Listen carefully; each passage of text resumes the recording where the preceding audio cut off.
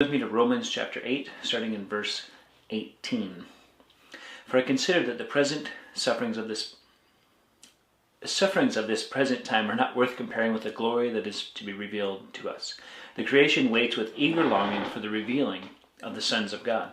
For the creation was subjected to futility, not willingly, but because of him who subjected it, in hope that the creation itself will be set free from its bondage to corruption and obtain the freedom of the glory of the children of God.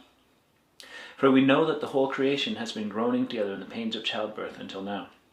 And not only the creation, but we ourselves, who have the first fruits of the Spirit, groan inwardly as we wait eagerly for adoption as sons, the redemption of our bodies. For in this hope we were saved. Now hope that is seen is not hope, for who hopes for what he sees? But if we hope for what we do not see, we wait for it with patience. Let's just take that little section for a moment as we continue through Romans chapter 8. Again, a reminder, go back last week to get more of chapter 8, back up into chapter 7 and 6. There's just a flow through, especially I would say, this section, Romans 6 through 8, that is helpful to have the bigger picture. And so each day kind of builds upon itself. And so here we are at verse 18 through verse 25. And Paul's talking about suffering, but that's not a big deal. There's more to come. And so he relates it to how the creation is suffering. And really it's the far-reaching effects of sin on our world. It's affected everything, including creation. It was made good, God told us in the beginning. And yet right now it's a mess. And he says we ourselves, we're waiting for, right? That day when we go from here to the next and we're brought into glory, the redemption of our bodies, when all things are made new. And so he's giving this idea, that's the hope, right? Because you don't hope in what you see, you hope in what you don't see. And so he's continuing. And so let's just continue in verse 26. Let's do that. Likewise, the Spirit helps us in our weakness. We do not know what to pray for as we ought, but the Spirit himself intercedes for us with groanings too deep for words. He who searches hearts knows what is the mind of the Spirit, because the Spirit intercedes for the saints according to the will of God. We know that for those who love God, all things work together for good, for those who are called according to his purpose. For those whom he foreknew, he also predestined to be conformed to the image of his Son, in order that he might be the firstborn among many brothers.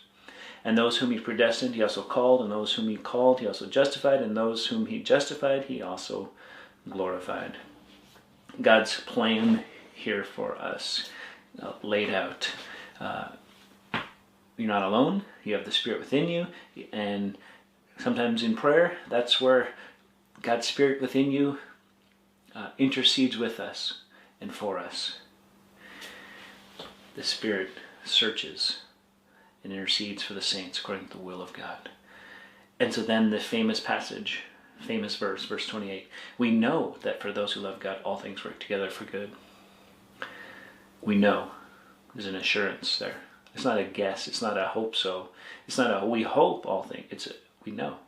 Why do we know this? Well, because the Spirit helps us in our weakness. We know that the Spirit intercedes for us. We know that God is with us. We know that, oh, okay, so it's not just a willy-nilly thing. No, there's an assurance that's involved in this. We know that for those who love God, right, there's a key tie-in. Those who love God, all things work together for good. Doesn't mean all things are good. Doesn't mean we'll even understand it. Right? But that they will, for those who are called according to his purpose. And so he lays out this idea that there's been a plan. None of the things in your life or my life or the fact that you're in Christ or how that's going are a surprise to God. All of this to say what?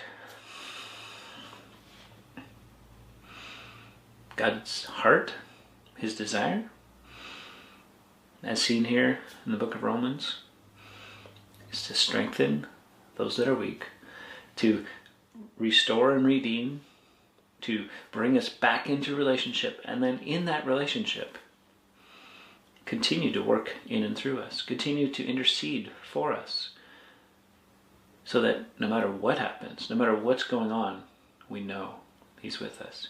We know that his love is still there, that he's a good, good Father, that he desires good things for us.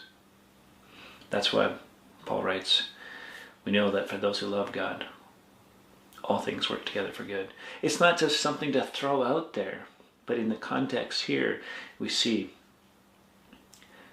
when you're at your worst, when you're at your lowest, the Spirit of God within you is working on your behalf, praying and interceding for you. Till next time, and little by little, keep growing, little by little.